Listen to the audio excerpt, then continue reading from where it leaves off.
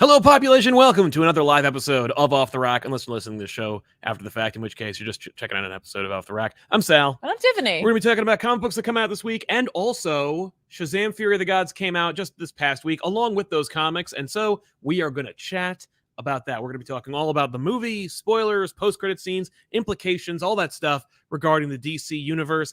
We will get into that. That will be spoiler territory, so warning, that's going to be towards the end of the show, so you can hang out and talk about comic books. And then if you missed the movie, or I wouldn't say they were missing it necessarily, but if you deliberately avoided the movie but you want to catch it some other time, you'll have an opportunity to miss the spoilers.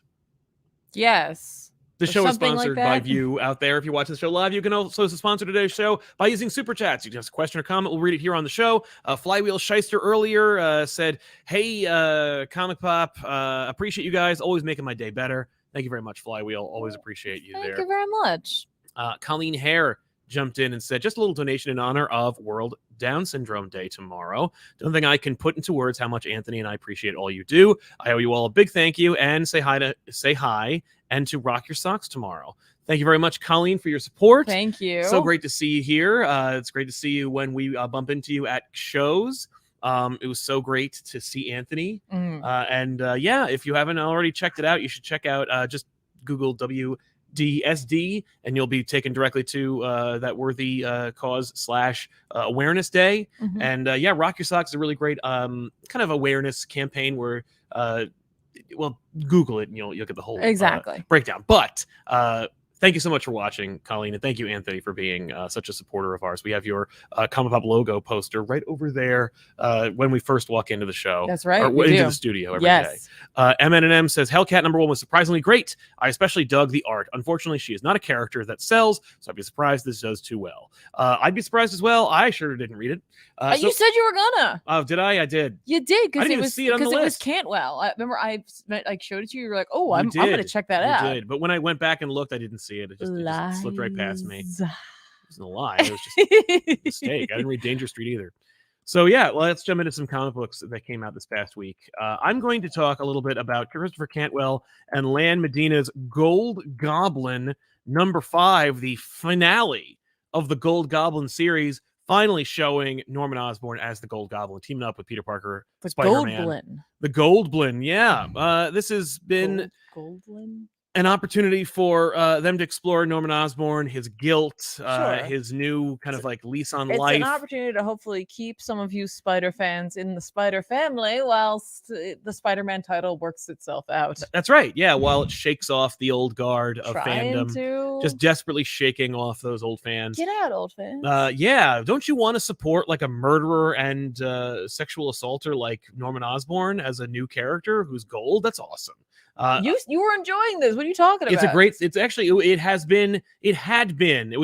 a terrific start, and what it essentially wore out its welcome.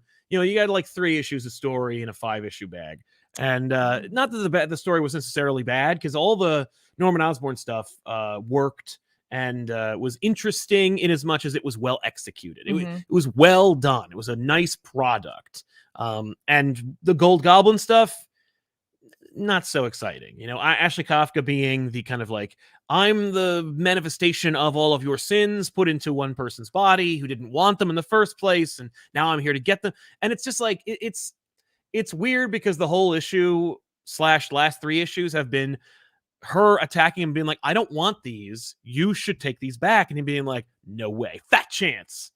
Yeah, I mean, if I were him too, I'd be like, yeah, I don't want, like, just put them someplace else. Is right, there but like, you could put them in? I mean, if I were her, I'd be banging down the door of the Sanctum Sanctorum and being like, is this a magic thing? Can you just purge these or shoot them into another dimension? Like, what do I do with these? Yeah, meanwhile, if depending on when you might set, might get Clea might be like, I'm gonna blast you right into next week. Yeah, exactly. No, I mean, that's fair. I'm not gonna help you. It is a book about few and poor options, and it's kind of an interesting concept. You know, I don't know if they really discuss this or consider it, but the idea that, like, you know, people should have a second chance, right? If someone's truly repentant, like, should they have, I guess the realistic question, should someone get a second chance? Typically that second chance is earned. This was a gift. Yeah, he was blasted really with a magic shotgun. It just kind of happened. He inherited this gift, and now he's going to use it. Right, but like, does that lessen it? Does it lessen like him, like repenting or like making up for what he's not. done. He hasn't repented. He just doesn't want to have to do it again. Oh. I mean, like, he is. Oh, I thought he is remorseful in as much as he now no longer has the insanity of the goblin and the sins of his transgressions. I thought this was him being like, I need to make up for what I've done, He's even kind if I of didn't like earn that. But I thought that's what this book was about. I haven't read it. It's kind of like that. That is a little bit about that, but it's mostly challenged because Goblin Queen has been chasing him around, being like, "You need to take this back," and it's like the heroic thing to do would be like to take the sins back and then become the villain that he was born to be. That's not heroic. It is, because it's like, this woman didn't ask for this, and I don't have any real, like, he's not doing anything positive. He's not doing anything with the fact that he has no sins. He's just like, I don't have to deal with that anymore. That's great. Yay. Like, this seems like a great time for the other member of the Spider-Man family to show up and make a deal with him. No. Oh, you mean Miss Mephisto? Yeah. To be like, I'll take those sins from you. But he already made a deal with Mephisto in the Nick Spencer run. Oh, right. That's what doomed Harry Osborn. Well, yeah, I'm just saying he's a part of the Spider family, apparently. Yeah. The book is forgivably over, and I thought you liked this. It's fine. It's very fine. It ain't worth $5 or whatever the cover price is. It's just $4. It's $4. It's not worth $4. If this was a book that was $1.25, $2, I could see people reading this on their book. What year are you living in? I'm just saying, a book that's $1.25. These books should not be as expensive as they are. The book should be $3. Okay. Every monthly book should be $3. I'm sorry. It's just the market can't support it. No. Like, especially not if you have to print them. Well, like, let me ask you this: like, and this is going to be our topic for today. Oh, it is, because it has to be, because we have we need, we have news, reviews, and recommendations. So here's our topic. It's like, okay, the comics are getting shorter, the page quality is getting worse, and prices are going up, and competition is stiff. Why should I spend triple the cost of a book? Always. This book is $6. That's outrageous. There's no ads. That's amazing. Now, is it a debut? Is it a first issue? It is. So, I mean, that makes sense. It is a first issue, right? But so, it is an oversized. Yeah. Well, and the other thing is, all of this is the story. The rest of it's like supplemental materials. Like, well, Image can afford to do that because that's Greg Rucka's problem. Yeah, I guess that's what it is. Image is all about, like, you're taking on the cost. Yeah, I guess that's really what it is. Like, you could load it with ads. I don't care. Marvel and DC are paying a much larger set of people to make this happen. Yeah, I guess that's really what it is. But they do exist. Yeah, they do exist. It's just like, I think all of the X-Men, like the Sins of Sinister, I think those are $5, but I think they're longer. I think. Here it is right here. Nope, never mind. I'm wrong. They're just more expensive and also only 25 pages. Right, well, because they know they can get shit. But I guess it's 25 pages, essentially, of story, because my thing's saying it's 25 pages. Yeah. And Comixology doesn't show you the ads. That's true. So I'm getting 25 pages of story, which means I guess it is technically longer if you got it in print. Yeah. No, it's true. So I guess it's just like, I don't have a solution to this problem, this unique issue of, like, you're in a niche market, you need to be competitively priced, but also you need to consider your competition, which is more expensive, or at least it's, I mean, if I buy 2 comic books, that's essentially the price of a monthly subscription to any streaming service. Right. Does that equate? It doesn't correlate. You can't quantify 2 issues worth of story to the access you have of spending 1 month with Netflix, Hulu, Disney Plus, anything like that. Now, obviously, we're talking about millions of dollars in production value, but, like, the reality is you are going to compete with them, but you're also competing with free content like TikTokers and YouTubers and podcasters and so forth. So, like, you are going to compete with a wide array of things that may or may not be as expensive, if not more expensive or less expensive than what you're offering. But, like, as I've always maintained, comics need to reduce or erode the barrier to entry in every and any possible way. Like, you need to remove any barrier because the social barrier still exists, regardless of how much progress we've made, regardless of how much work has gone into, like, making comic books accessible, diversifying the marketplace, diversifying the demographics, and making superheroes, at the very least, part of the everyday conversation.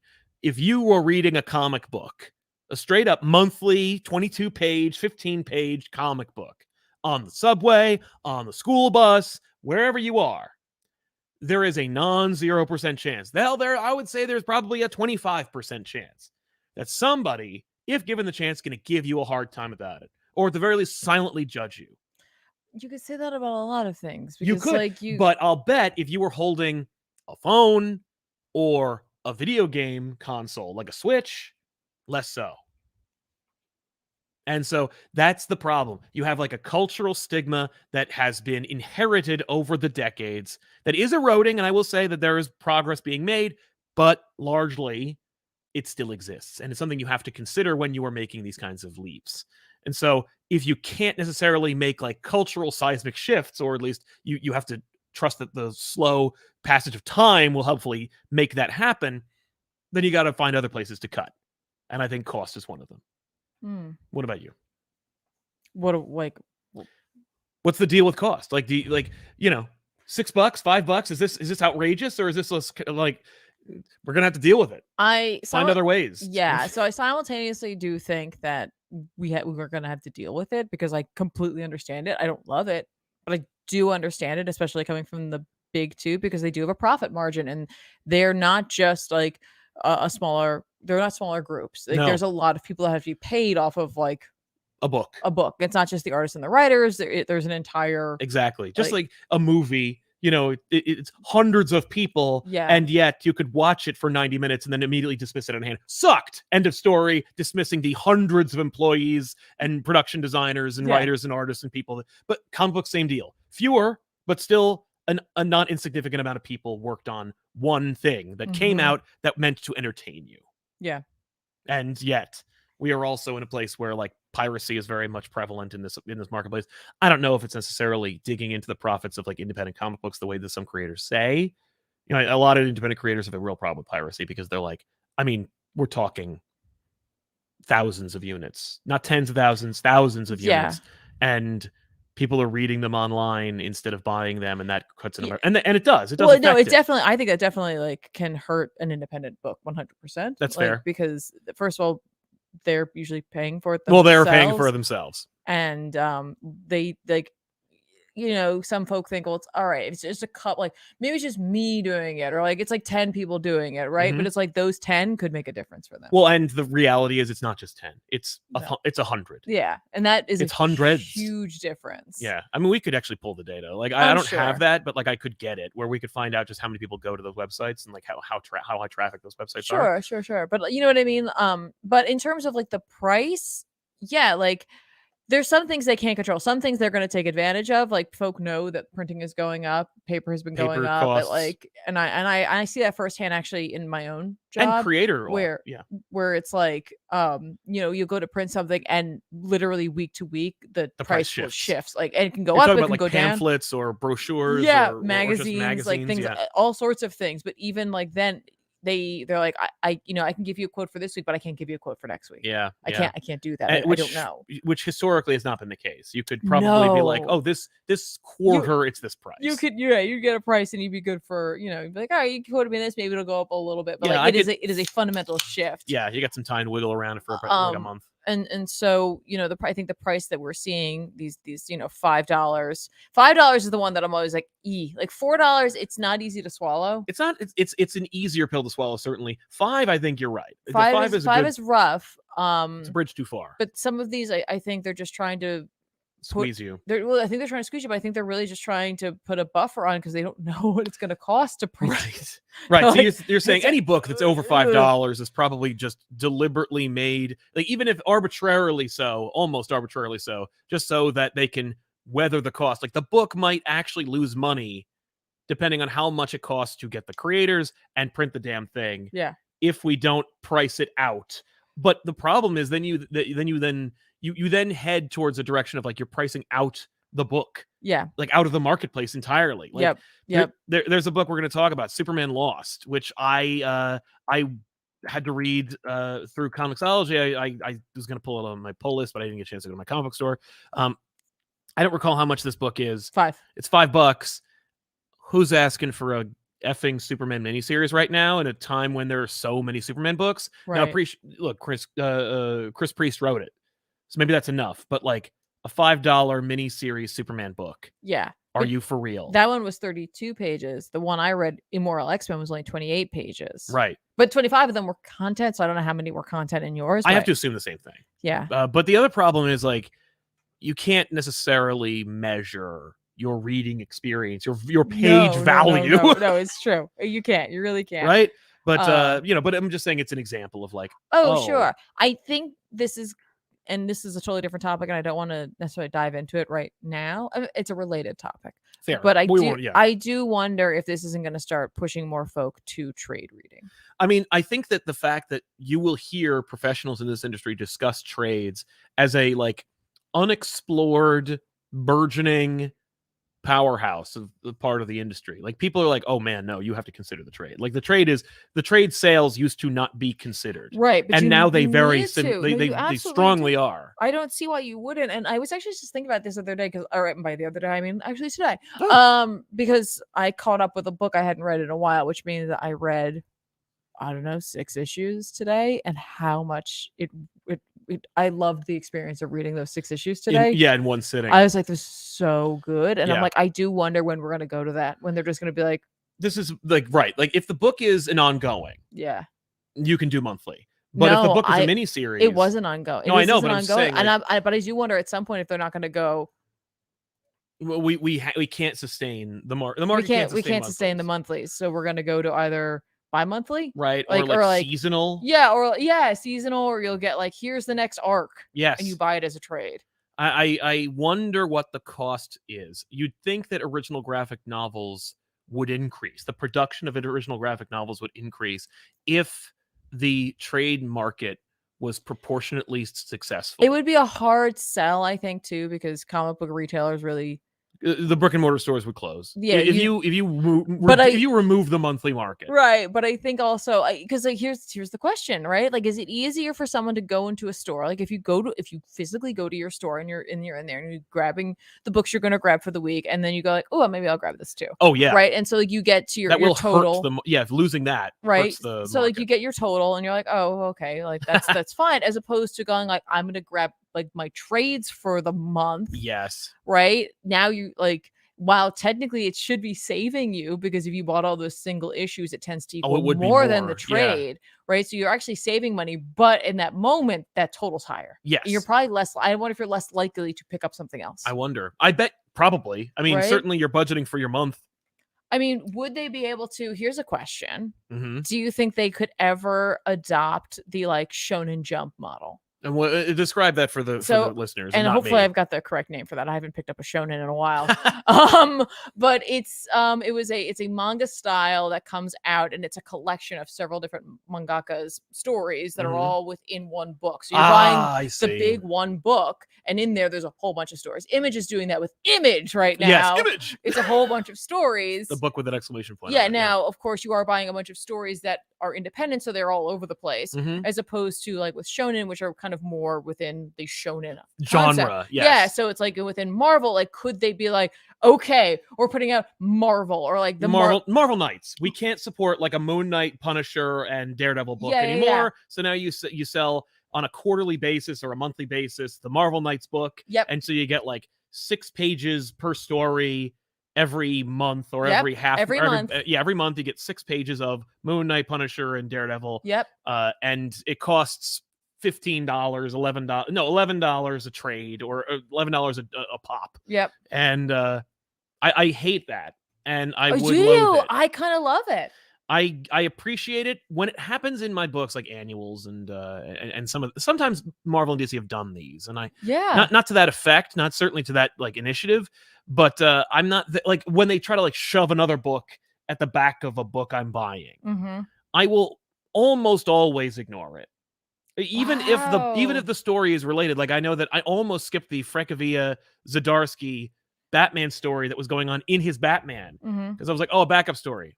A book that wasn't important enough to be a book, right? And that was my problem. And it's like, that's a hang up that I have. That's a you but thing. I wonder, because I am an older comic book fan, how many of us there are, and how many people would be like, I feel cheated. I feel like I'm getting less. You're paying more for less, but are you? I really like this idea quite a bit. Like, I would love Marvel Magic. where it's just a whole bunch of like Doc, stories. Nico, and Cleo all getting stories, or you just rotate. Scarlet Witch, like it's Scarlet Witch, it's a bunch of stories in there, and it's just like, cool, I want the magic one, right? Like Marvel Cosmic, Marvel Street Level, like just these Space Street and just magic, these stories, right? Where it's like you get you grab this like once a month. I think that's a great way to get a casual reader. Oh yeah, well it gives them a taste of all of a wider variety of stories and characters. I like one just for X-Men. It's so easy to do. X-Men, I'll do you one better. Okay. Marvel could do this now. Yeah. Because the Dawn of X, and all the other X's that they've had with the trade releases, because X-Men has had this like insane rollout of so many different books. Yeah. The trades have been difficult to navigate. They're like, how does this get collected? Because just Dawn of X, what the hell does that mean? Yeah. There are multiple stories within stories. Like, how can you? Marvel should do that with the Krakoa era of X-Men. Yeah, I think that's fair. I like keep doing the trades for the trade people, but like on the shelves today, you know what I mean? Like, or on a monthly basis, they do a Shonen Jump esque X book that acclimates people to that world. Like, Hellfire Gala should just be that at this point. Yeah, I mean, and for right now, you don't have to go completely to that model. You can keep your big titles going. I think there's certainly we've discussed this idea in the past, but like the idea of like the lesser selling books, get this treatment first, which of course would be hilarious because like if Marvel or DC did that and saw sales jumping, they would then erase it and take those books and make them into monthly titles and ruin it all over again. But I do like that idea of like the books that can't sustain, like Justice League. Yeah, that's the trade, or that's the story. It's called, or the book is called Justice League, and so it's like for the lesser selling books like Green Lantern, Flash, and Wonder Woman. Yeah, which are ironically all getting new books under the Dawn of DC initiative. We'll see how long they last. Sure. But like, and like a lot of folk are saying, I think it is actually a weekly thing that they do the Shonen Jump thing. So in theory, what you could do is have the comic writers and artists treat it like a monthly book and split each of those books up into a weekly thing. And that might actually help your brick and mortar because people have to be coming in weekly to grab those. Like, and if they don't, then they'll just at least come back and get 6 of them in one big shot. Yeah, just grab. So you get everybody. Yeah. That's one of two. Like a 1-2 punch should be DC moving back to Wednesdays, and that would resolve a lot of issues. Yeah, and it could be for DC too. I was just thinking for Marvel. Well, Marvel has that. I was only thinking that just because I know it feels overwhelming sometimes, just all the titles that are coming out, and like like I said, like I'm picking up at least the X books have kind of slowed down a little bit. That's true. Like this week we only got 1 X-Men book, not including Wolverine. No, not including Wolverine. I was like, no, actually there wasn't. There was Excellent as well. Oh yeah, but Excellent, that's a Peter Milligan thing. It's still an X title though. Yeah. But you know what I mean? Like I feel like there could be something there, and I'd love to see them try it with something. Yeah. Like I don't know what they would try to start with, like DC, Marvel. I don't care which side does it first. I would love to see them try it, and not just as like a holiday thing. Because I know DC will do that all with the holidays. Yeah, the Halloween one, you get the love one, you get the winter one, whatever, right? Like no. Do it as like you're committed to this. They could try it with some lesser care, not like at the expense of having a Wonder Woman book. More like Blue Beetle, Ambush Bug, and Forager. That way, it's all the bugs. I just pick characters that don't largely have successful books. Yeah, but yeah. So anyway, that's some food for thought. I love it. I like that as a solution. Certainly, it should be considered and tried. I could see DC doing it before Marvel, though Marvel would benefit directly from it. Yeah. What else did you got? You talked about that Forged book. Talk a little bit more about Greg Rucka and Eric Troutman's really quickly. The Forged. I know we want to finish up our things. I grabbed this simply because again, I'm trying to support these oversized comics when I see them. It's just one of those things that I'm like, I like this. I know it's not an easy storage. No, it's not. But it doesn't, like, these are better. They're bigger. They allow artists to try new things. Yeah, it's the square format. I love it. Although it's not prestige bound like it is. DC's no, it's just a regular stable bound book. It is a rated M for mature. I like to shout that out just so you folks know who this is for. This is Greg Rucka, and I don't remember who. It's Eric. Greg Troutman. Rucka and Eric Troutman with Yes. Mike Henderson on art. Love the Mike Henderson art. Really, really love it quite a bit. Yeah. Yeah. I'm trying to figure out this creation page. It's a I think that kind of a disaster. Oh, the colors are by somebody else. No, I meant like it's like bam, bam, bam, story art and yeah. But anyway, this is a sci-fi book. It's a Mm-hmm. sci-fi space opera book, as is put on the back. That's what I like about Image. They put on the back. It's like adventure sci-fi space opera. I'm like, cool, got it. And they're not wrong. That's what this is. This is a somewhat confusing book because it is sci-fi, and I'm not saying sci fantasy. It just definitely has sci-fi feel to it, where it's just like here are a bunch of words, terms, and things that are happening, and I'm like that are made up, right? And like I didn't get a chance to read the back supplementary material, but potentially that might have happened. Mm-hmm.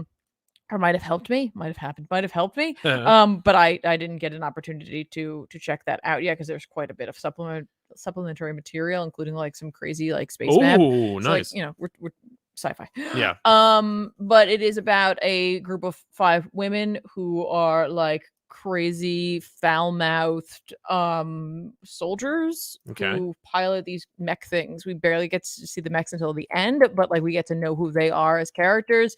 Like I said, they are foul-mouthed, so watch out for that. They all have their little ticks, they all have code names. There's like some crazy sort of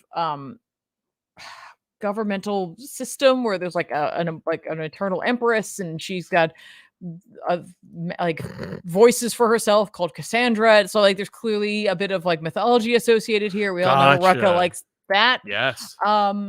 It's really pretty looking. Like I said, at times I felt a little out of my depth, but that's how I sometimes feel when I'm reading sci-fi stuff, but it doesn't usually turn me off, and this didn't. I did enjoy this quite a bit. But I definitely get why this may not be for everyone, because sci-fi sometimes can be a bit much for folk. And I'm not saying that like in a highbrow way. I just mean like literally no, sometimes like just too it's deep just a like pool. I just want to enjoy the story and like I don't want to learn new terms, new worlds, all this crap. Yeah, that certainly was me when I saw Hickman's 3 Worlds through. I'm like, no. Oh, I love that. I know, but I was like, that's too much now. But there's a lot of crazy cool art in this, like a lot of beautiful coloring going on. So if you are looking for something that is space opera, sort of like it has a really awesome lived in sort of feel, like gives you that like Aliens sort of like suit up scene, with like, the squad, the Colonial Marines. I was like, is it Colonial Marines? It is Colonial. It's like for a second I was like, is that Halo? No, okay. Colonial Marines like hanging out, doing their thing. Like it gives you that sensation for these women, right? But then also gives you sort of a I want to say like Saga meets Battlestar Galactica governmental system going on there. Like try to square that circle, but that's the vibe it gives me. Cool. So if you want to check it out, you can. Don't forget, Image doesn't do reprints anymore.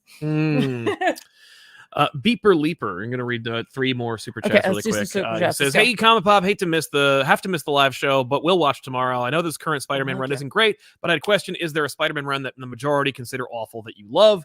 I mean, not really. I like this. I like the runs that most people like. I have impeccable taste. I have impeccable taste. No, I am lowbrow. I am like the common person. I like Batman and Spider-Man. But so. I liked Roger Stern. I liked J.M. DeMatteis. I liked J.M. Straczynski. I liked some of Dan Slott. You like other people who don't have initials for first names. Yeah, I like other, full named people. But yeah, there aren't a lot of runs that I'm like, that was a really cool run. And everyone's like, boo. I don't have like an Eternals situation where I'm like, I liked Eternals. And they're like, what? Like literally, I said that on another channel. I said, I really liked Eternals. And someone just wrote, but Eternals was bad, Sal. The movie? Yeah. And I was like, but it's subjective. And it's like, it's funny. Like I was just like, I subjectively enjoyed it. Yeah, but I agree with you sometimes, and that blows my mind. No, it's bad. It's okay. Because my masters on YouTube told me that I should not like it. What is it about them? Says, thanks for entertainment while I'm in the hospital. I've been watching back issues all day. I'm sorry for having to subject yourself to me and Ben and Ethan and Tiffany just yammering at you for hours on end. But thank you very much for watching us. I'm sorry in the hospital. I'm glad we could be there for you, though. Thank you so much for being here, man. And Ray Farr says, ComicPop Woo, I look forward to your thoughts on this movie. I adored the first. I'm dealing with a stressful USPS system. So I need some calm. Oh, yeah. Anytime you have to deal with the USPS, you're going to be stressed. Often a stressful situation. Exactly. I hope it all turns out well, though. Yes. So there you go. What are some other books that you read, Tiffany? I know you read The Forged. We did that one. I caught up on Wolverine. You did. I didn't realize how far behind I was on Wolverine, so I have now caught up on I'm up to date on your Logan, on the Beast saga. Oh, that's going on in Wolverine. And I Okay. gotta tell you, this is by Ben Percy with art by Juan Jose Rip. I remembered it without looking. Way to go! She's getting better. Yeah, we've only been doing it for like 3-4 years. I know, right? This show specifically. Listen. I'm a slow learner. All right. No, you're doing great.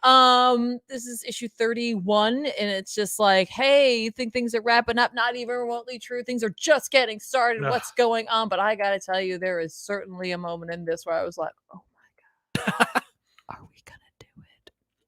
Please. Yeah. So okay. Caught up on this, right? Yes. And I think this, out of like the Ben Percy like 1-2 punch of him working on X-Men, this is the title that I like. That I think I like this better than X-Force. I think this is I think this is a better X-Force book than X-Force right now. Well, that makes sense. Like I like what X-Force is going on, but I think it's because it's like the like Beast is a jerk, which is like Beast is a jerk in this too, but like also Wolverine and like the X-Force group is here for the most part. I mean, like Omega Red like kind of shows up. Deadpool sort of shows up, but like Sage is definitely involved with this. Okay. Domino shows up a little bit, but like Sage is there. She's 100% involved. I had an opportunity to read up what has been happening, and like reading them back to back. Yeah, it was a really satisfying experience. Guys, I got to tell you, this is gonna be a great trade. You're gonna really like this, because even if you don't like where Beast is or Beast as a character, this is a compelling story. Yeah, of essentially killing Wolverine and then resurrecting him and letting Beast have complete control over him by removing a lot of his memories or like locking them away to create a more primal killing machine. Okay, the Beast has like has complete control over. He keeps him squirreled away. He tells everybody that Wolverine's on a bunch of assignments. No one really knows where he is. He hasn't been living on the moon anymore until that doesn't work any longer. Okay. And so this is post Wolverine seemingly getting the upper hand on Beast, even though they sort of know that Wolverine says this isn't really like a satisfying ending. It does feel like a bad beginning to something. It certainly is, because Beast has left the building. Essentially, Beast is pulling a Mr. Sinister. He has a whole bunch of Beast clones that he brings to life, and he's making his own X-Force of just Beast. Okay, all right. Here we go, folks. we gotta keep mutantdom safe, and how are we gonna do that? Well, X-Force has to exist, but I can only trust me. Right. So it's just gonna be us. So he takes the point, which looks like a skull thing, and raises it up. It has a whole body, and it's just walking around. Beast is controlling it with all his little Beast pals in there. Okay. He's like, I'm gonna do what needs to be done. Y'all fired. X-Force, you're fired. Oh, X-Force has been disbanded. I'm the X-Force now. Okay. You're like, Beast? Right. My dude? Okay. Wolverine, I'm trying to remember what happened in one book versus what happened in another book. Wolverine and the crew are naturally a bit concerned about this. Wolverine had a human contact. He and his daughter were both injured during this saga, so they're trying to make sure they don't die. Okay. Because they're in a bad way. Right. So they're on Krakoa. Wolverine's like, we got to do better by them. We gotta save him. Wolverine wants the Beast files as well, so he goes to Hope and he's like, give me all of Beast's everything backups. we know about Beast. No, everything, all of his backups. Oh. And Hope's like, that's not like how this works. I don't mean to like I don't care. I don't mean to Gen Z you here, but it's not like you're going through a filing cabinet. Is Wolverine gonna pull a Beast? No. Because like, hold on. You know what I'm talking about? Hold on. Okay. Hold on. So Hope's like, that's not how this works. Wolverine's like, listen, if I have to have Jean help me with this, I will have Jean help me with this. That's when Hope's like, uh-oh. Uh-oh. He's like, what do you mean, uh-oh? And that's when they found out that Beast has purged all of his files from Cerebro, all cradles, so they don't have it any longer. They don't have any Beasts. They don't have it. He has it. There's no more. Okay. So he can't, then we can look into it. And then we get Sage's logbook, and this for me was the like, are they doing it? What's the logbook? The logbook says, like, we looked in, there's no more beasts. Sage has it look again, and that's when they find that there is one set of beast files in there because he didn't take them because he found nothing of merit or value in this backup of Beast, and it's from when Beast was on the Avengers. What? So that's the only beast they have. That's the only beast backup they have. And I'm like, that's classic. Are we that's talking real like? Beast. Are we talking like 60s, 70s? No, we're talking 70s? like 70s, 80s. We're talking like I think it's late 70s. This is my Stars and Garters. Like friends with Wonder Man. Are we going to destroy the other beasts and then bring this back, and then everyone else around him is going to have to just let go of all the crap? Of all the crap. They're not going to let go, but like he'll have to deal with it. Yeah. I was going to say, I thought you were going to say that like Wolverine is going to make his own, like, you know, like Beast was like, Cyclops, you went off the reservation. I'm going to make like I'm going to go back in time and show you your younger self. Wolverine's like, I'm going to show you your younger self. No. Nope. This is the only beast we can bring back. Now, meanwhile, Beast also has like an army of his own beasts. Yes, so he's got all like of, a team of of him, beasts. and they're all working together. It's like, unlike Sinister's, hopefully they're working better together. I don't want them to necessarily, but it's not enough that he has that. Beast is also building an army of Wolverines because Wolverine to him is the perfect killing weapon. machine. Yeah. Well, even Moira said that. Like 2,000 years in the future. Yeah. So I am in for this. Folks, if you have been not loving Beast, I'm telling you, this is going to be the trade for you. I hope they fix it. And I got to tell you, I feel like this is stronger Percy work. Yeah. Like, right. Like X-Force is fine. X-Force is good. His Ghost Rider is good. But this was exciting. And reading it from the start of this to this issue, I really, really enjoyed this read. It's it's got a lot of great Wolverine in it. It has a bit of political intrigue. We're dealing with the government. We're dealing with Beast, like behind the scenes. Moves. Machinations, marionettes, puppeting folk, the whole thing. Yeah. It's quite good. This is quite good. I was happy to have caught up with this. I thought about just jumping in on this issue, and I can't tell you how satisfying it was to not just do that. Go back and pick them all up. So if you haven't already, you should. Yeah. That's great. I love it. Like, I couldn't believe how important that one page, which is really short compared to other ones. Such a short one. It's so great. Yeah, it is a note.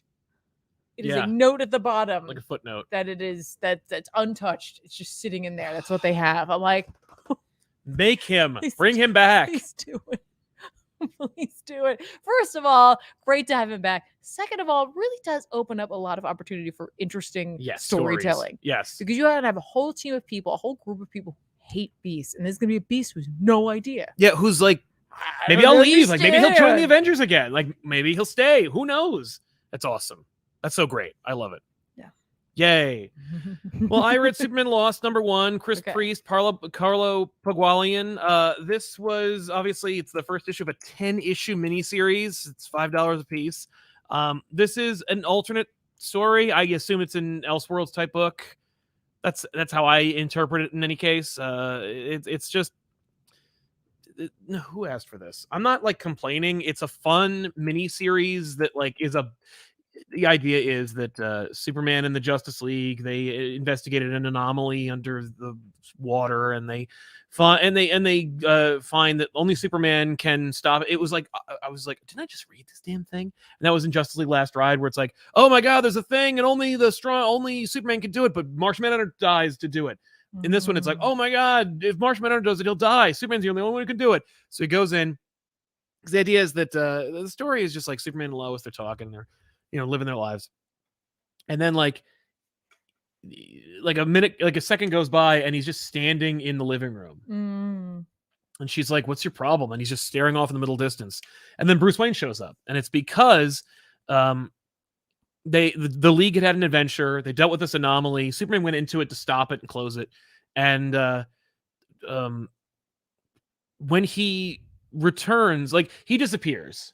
And the League's like, there's no coming back from that. We have to move on. And Batman's like, I'll go tell Lois. Like, I will break the news to her, because I'm basically the one who said that Superman's the only one who could go in there. I sent him to his doom. So he goes there, and Superman's back from this like seemingly death, from this unwinnable mission. Okay. And what it turns out is that Superman was gone for 20 years.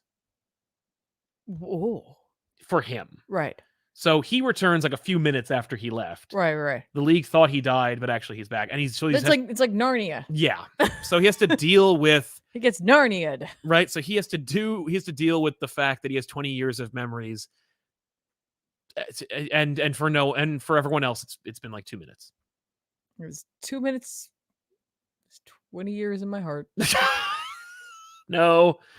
So that's it. It's like that's the pitch, Superman has to deal with the trauma of having lived, 20. I was like, this is not a very impressive premise. That was it. That's it? That's the whole thing? That's the whole thing. Oh. Well, and 9 issues of that. There'll be 9 issues It of can't like be just that. we'll see him go and what he. Well, it's 20 years, a long time. Are we gonna see his adventures there? Presumably. Oh, that's something. Yeah, I don't care. Okay. You know what I mean? It's just like, oh, okay. I don't know. For it to be an Elseworlds book, it's like that's not jazzy enough. Not exciting enough for me to justify $5 for 20 pages. But like, not only that, it just okay. So, but he's back, right? He's Superman. He'll be fine. He'll go through a hard time. He'll probably have to like seek therapy, and then he'll be fine. Mm-hmm. Or maybe he won't. Ooh. Which I'm not interested in. Okay. So, okay. You know what I mean? Like, it's just, I don't know. It's not like a pitch for me. He goes in a thing and then he comes back and he's been in there for 20 years. I'm like, that's just Warworld, but shorter. You know what I mean? Like, I don't know. Who cares? Yeah. Somebody in the comment is just, what did Superman do? Yeah, that's like launching a Spider-Man book and saying that like 6 months ago something happened, and we're gonna tease you for an entire year and tell you that like what's gonna happen. Except that's actually in continuity, and this isn't. This is just like, you're gonna want to read my Superman story because it's that deep. Then it's like, maybe it is, but the issue didn't really like knock my socks off. It wasn't like it was, written with like all this. It was fine. It was a Chris Priest book. So like, he's a good writer, but maybe the art's not exciting enough and the story isn't compelling enough for me to ever read more of this. I might read the second issue, but I think you should. I like to give it at least 2. I was talking to a friend of mine about this. He mentioned that like he's like, I pretty much give it 1 now. And I'm like, yeah. I don't give. I do. I try. Well, unless it's like something I really like. Doesn't really like get me. No, if it's 1 like really. Or if I thought it was going to be about one thing and then it turns out it's just a different style of story, a different genre of story, sometimes I let it go. But I do often try to. Yeah, I will try to, especially if I'm compelled by external forces to do it. But I would normally not. This is a thing where I'm like, this is one of those things where I just go like, oh, okay, no. I do try. Yeah, I mean, I'm trying.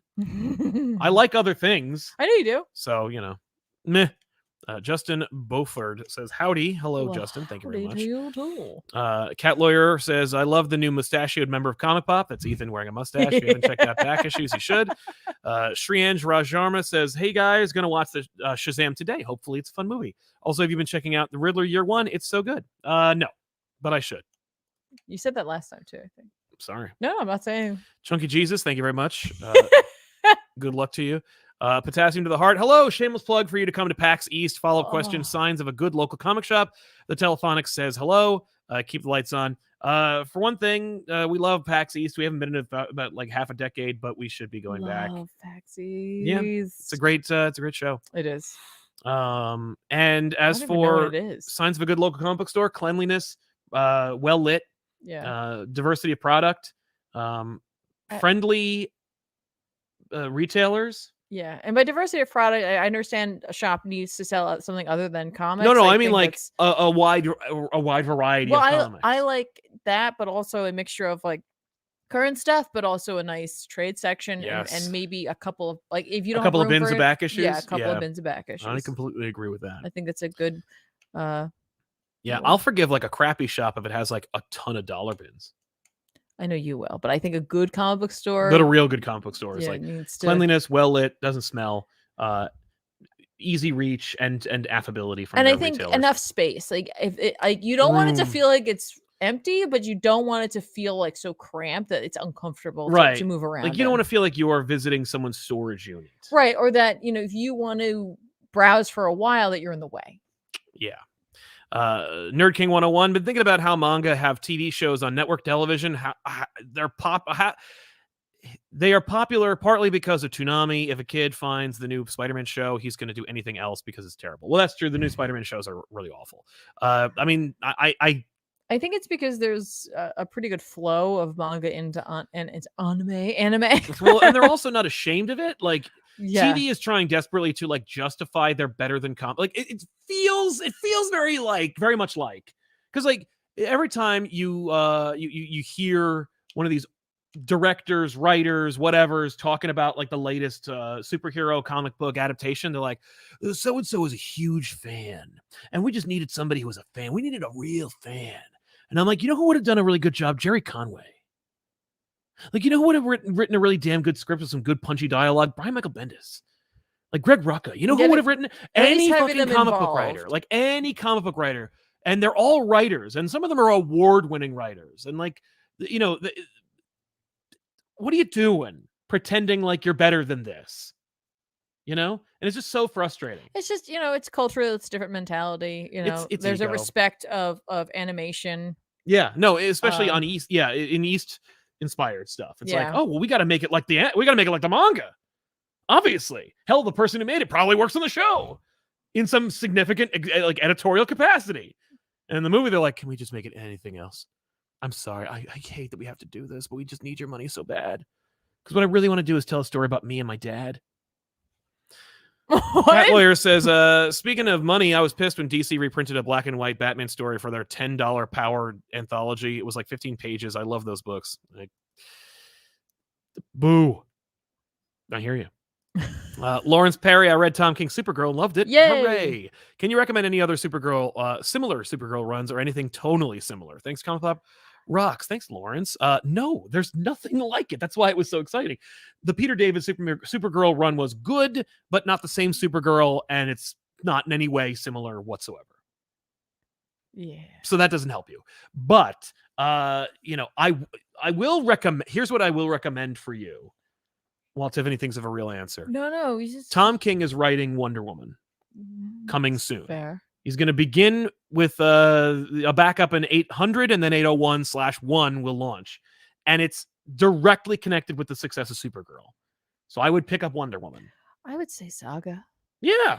Strong women like that. It has nothing to do with the big two. No, but it has that feel. Like it has that space feel. It has that like modernity to it. It has that you know, feeling of edginess. And it actually takes it much further. It does. Because they're not owned by a DC. Parent company. So yeah. But I would say I feel like if you liked the space element of it, if you liked the going to different planets and you know, heart-wrenching storytelling, Saga's probably the way to go. That's not bad. That's not bad. Sage, always enjoy catching you guys live. Well, thank you very much, especially my week off. Hey, could Wake Up ever become a Patreon exclusive? Would love to subscribe for that. Well, we do have a Patreon exclusive podcast called The Red Raider Show, which comes out as I try to make it as monthly as possible, but I missed the last one. So there's actually a most recent episode that dropped a couple weeks ago. Wow. And that's just a show that's 30 minutes of me talking at you about what's going on and what we're working on. And, you know, it's got to be like at least 20 minutes. So I go off. So you can enjoy that show if you like. That's audio only, and it's available for download if you are a Red Raider. So go to patreon.com/ComicPop. Check it out. The Wake Up Show, I just need to get back into it. And it's just been a while. You need to, man. It was a good show. I enjoyed it. Thank you. Thank you. Shane W, first time super chatting. Welcome to the show, man. Dropping in on my favorite comic YouTubers. Thank you very much, Shane. Do you have any runs in comics you suggest in the vein of books like Gotham Central? I have been looking at it for a while. Like Gotham Central. Powers. Check out Powers. There you go. That's a good idea. This has nothing to do with that. It's more magically inclined. But what's that? Gotham Guy or Fox was on it. Guy Fawkes. V? No. It is Gotham. It's a DC book. I have it. I've read the first volume of it. I could not tell you what it is. Dang, got to look this up. Nope. Nope. I don't know what you're looking at. Gotham. You're gonna move on to the next thing while I'm looking this up. Thank you. Well, Preston Heron says, "Have you guys read Groken? It's so good." No, never heard of it. And Alan Fraser. Gotham by Midnight. Oh, Gotham by Midnight. Thank Okay. you, brain. There you go. It's like a supernatural sort of police procedural. Mm. I don't know if it's the same vein necessarily, but I just want to pitch it because I enjoyed the 'Cause you first just like it. volume. A lot of fun. Alan Fraser didn't you give Rorschach one issue and hate it, but then love it in the long run? I'm not sure one issue is ever enough. No, it is. But Rorschach's one of those things where I didn't hate it. I didn't connect with the material. And as you know, Tom King writes for trades, so it's more likely that it will crystallize as you go forward. Like Danger Street, I'm not connecting with it, but I don't think that book is meant to be read month to month. Yeah, and there's some books where I'm like, how'd it go? And they're like, oh man, it went downhill. And I'm like, you can tell. But yeah, no, I agree that, you got to give it more books sometimes. Yeah. Tiffany read Immoral X-Men. I did read number Immoral 2. X-Men. Written by Kieran Gillen with art by Paco Medina. So I was incorrect about how they were doing. Oh yeah, okay. It sucks. By the way, fine. really quick, I was wrong again about how many parts there are because it's clearly printed right next to Sins of Sinister in the most obvious and seeable way. Look, let me show you just where it is. Right there. Oh yeah, it is. Right I there. didn't even Look at how you could definitely not, like, you can't miss that. You can't miss that. Part okay. 6. Right. There it is. That's the 6th part. I get it now. I didn't notice that at all. No. I just listen. For me, it's just I know it's Sins of Sinister. I grabbed the banner. I no, yeah, exactly. It's only 3 titles to keep track of. It's not a big super hard. I do like that they made it in the font or the like little treatment that they do for some of their page work, like little Easter egg kind of things there. Yeah. I do think it could have been better, but I think it's not super. Yeah. According to this, the artist is Andrea DeVito. Oh, well, according to the book itself, it's not. It's Paco Medina. You're right. Yeah, if you look at the credits page. Yeah. What the hell? League of Comic Geeks? No, it says it at the top though. Right, but it doesn't say it in their breakdown right here. Oh, I'm looking at the wrong issue. Oh. Apologies, everybody. That's on me. I opened the wrong issue. Well, I'm glad we got to it. It is right. It is Andrea DeVito. It is Andrea DeVito. Well, then we don't know what the hell's going on. I'm sorry. I was so hooked up on what you were trying to show us. I didn't even notice what I clicked. I didn't even look at what I clicked. Should have read the top banner. I'm sorry. You would have known it said part 6 and not part 5. I'm going to take this one again. I read Immoral X-Men number 2, which is part 6 of Sins of Sinister, written by Kieran Gillen with art by Andrea DeVito. Oh, hey, I love them. No, it's solid stuff, but that's who's doing the 100 years part apparently. Well, we'll progress to the 1,000 years part. This book is so good. I said that about every Sins of Sinister. Well, that's because you like the thing. But this is Kieran Gillen just telling us what's going on in the 100 years for Hope. Really, Hope is the one driving this. Sinisterized Hope is yes. Behind this book, there's a lot of the narration for us. Like, hey, what's going on? Wars are being waged. She's taking down planets left and right in the galaxy, in the universe around them. Has decided that they want to go and find other planets and other, civilizations that might be conquerable, a threat to them. Yeah. So they create the Marauder. It's a spacefaring ship. Oh. They're going to staff it with a bunch of Mystiques who also have Grey Crow in them. Oh, so God, they a whole bunch of, deadly changeling beings on the ship. And then it's going to be captained by a chimera that Sinister has specifically made. It has 5 different mutants that didn't think it was possible at that point. Enter Rasputin 4, which my powers of 10s, folks. Oh, no, it's them. Cool. It's them. I'm nice. Like, hey, they're paying attention. This trinity of writers, man. They get it, man. Just knocking doors down. The fact is, socks off. We invited the trio to do a show with us, to do an episode. Actually, it's just gonna be you. And they said no. I'm glad. But and they said no with their inaction. But I trust me, I'm thrilled. I know, but now we can talk. We can speculate. We can baselessly speculate about it because we don't have to worry about integrity, and I can say, like, what if they're talking to Hickman and he's just giving them their orders? I don't know. I just assume that these three are just like, what if Hickman's like, here's what's happening? I think they're just storytellers. Oh yeah, they are. And there probably are notes laying around, and I'm sure that they're utilizing them. Yeah. But I get the feeling that they're just extrapolating things. Yeah, it makes it just using their brains and their talent. Yeah, I mean that makes the most sense. I think that might be what it is. I don't know. But yeah, Rasputin 4 shows up, does a little demonstration of her abilities. They're like, that's dope. She's like, you're cool. You would have been a fan favorite character a couple years ago. So excellent. Just so literally so excellent. Excellent. But you know, Sinister's like strangely very tender with her as well, and very different. He doesn't have his big cape anymore. He's wearing more of a space-looking suit. He's a more diminished Sinister. Okay, a diminisher, if you will. I was trying to make that work myself. It's just not gonna happen. I think we just did it. I don't know about you. But Hope's like, hey, I know you did 5. Splices, yeah. You know, can we do 6? Is that what's next? And Sinister's like, you can't go to 6. No, not to 6. You can't turn this machine to 6. It's not gonna happen. Like, it's impossible. I'm sorry. Yeah. And she's like, cool. And he leaves the room with 6. Rasputin. What? We're doing 6. No, she's like, did he just say that he's not useful anymore? Right. And the rest of the Quiet Council who's there is like, yeah. Basically, yeah. Yay, time to get rid of him. Yay, that's like, awesome. Uh-oh.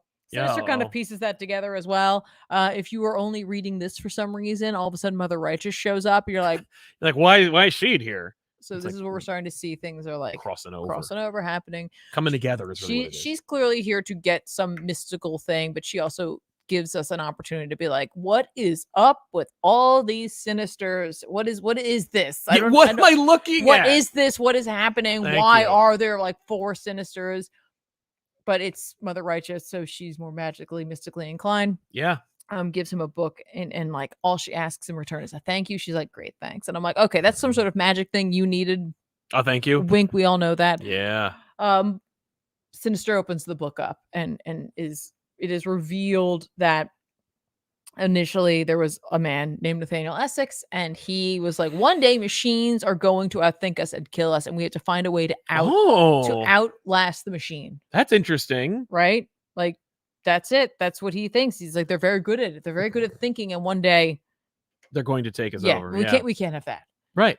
So he clones himself and sets 4 of them to go and try to find a way to prevent this in 4 different arenas. The cosmic, that's Orbis Stellaris. Post-humanity, that was Dr. Stasis, who is now post-mortem. Yeah. Oh, yeah. I'm clever. Magic, that was Mother Righteous. And then the Essex Factors, which is Sinister. Gotcha. Okay. And so each of them basically are in a race within one another to see who will win. Not that they knew that. Mother Righteous knew that, though. Yeah. And beat the machines. But now they've got some other pressing matters to deal with. But, there you have it, right? All right, cool. So he's like, okay, cool. So we're all racing each other, but also we need to fix this. She's like, yeah, anyway, I'm going to go. And he's like, yeah, we all know you're not going to win because magic's like bullshit anyway. I'm very much a man of science. I'm like, oh, cool. It's like talking to Ethan. Yeah. Really quick. Yes, Dr. Stasis died, but like, so did everybody. Like we're in the future. This is a alternate future we're dealing with. This is an alternate age of the apocalypse kind of situation. Since the Sinister is, we're in an alternate reality. And we know that he dies because Mother Righteous killed him. Exactly. She's like, I killed him in the other book. Right. So don't worry. It's cool. It has nothing. There's no bearing on. And he'll be back because we're gonna undo this whole reality. Exactly. And probably get Rasputin 4 into the main continuity like Blink. Right. Because she's so fun. She's so cool. Right. I hope so. I do wonder if they're gonna keep her. Somehow. Right. Why not? I don't know. You got to blink her up. I don't know how it's gonna work though. Who cares? They'll explain it. They're good at it. Right. They're quite good at it. We also talk about the idea of being a dominion, like that's part of it, wanting to become a dominion so that you exist outside of time in order to survive. Okay. That's kind of where they're trying to get to. This all kind of links back to the Phalanx and that whole chart of things that you probably didn't want to read. I forgot about that. Yeah. It was really important to read it. Sinister recognizes, he's like, all right, so I got a bunch of problems. I got 1, the Quiet Council's clearly coming for me, and I got 2, I'm in a race against myself because magical mommy over here and the floating orb, right? Yeah. We also reveal in this that they've taken out Mystique. or they think they have. I don't know. That was a big factor for Destiny, so I can't wait to get back to that book to see what's going on there, because that was her whole thing. That the reason she wanted to steal the Moiras and stay here was because in this reality, or in this like timeline, just Mystique didn't die. Right. And that's like her main thing. I'm like, okay, where's that gonna go? Right. Hope locates. They go to to fight the Chitauri. In doing so, she does the exact same thing she did earlier, which was she's going to teleport down to the Earth, utilizing Exodus's power. She's able to like copy it and use it. So she's like, "Hey, who does everyone believe in?" And the whole ship's like, "Hope." She's like, "Awesome! I'm super hyped up and powered." Goes down to the surface with him in order to get the location where we'll then send the L bombs. And this time around, though, Exodus leaves. So when she tries to fly away, she can't copy his power. He's like, actually, you know what? The thing about like messiahs is they're more powerful when they're dead than when they're alive. And like, we can't just believe in like a stupid petulant girl. But like, if you die, trust me, it's gonna be awesome. Okay. So he just leaves her behind to fight off the Chitauri, who are clearly going for her. Yeah. And then they'll recover her body so that she could become a true messiah. And I'm like, okay, so this is the problem with Sinisters. Yeah. I mean, this and many other things. Well, yes, but they're the infighting, right? Yes, absolutely. But that's okay. Sinisters are sinister. The Sinister we've been following the whole time has his own plan, right? And what is that plan? He's going to take Rasputin 4, and in a very tender sequence that I'm like, I can't tell if you actually care about this one or you're just playing the field as you do. It's impossible to tell with him until the end. Yeah. He injects her with something that breaks apart all the Sinister coding in her, and I'm like, oh my god, now you're just Rasputin 4 from the future. That's cool. Okay, all right. I'm freaking out. All right. They get onto the Marauder ship, including a whole bunch of sinister-ized